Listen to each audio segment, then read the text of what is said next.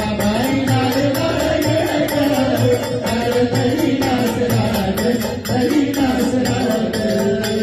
या भजनामध्ये काय आहे की अंबाबाई लाड लाड ये ग कागधारी लास राग म्हणजे अंबाबाई रागधारीला आहे.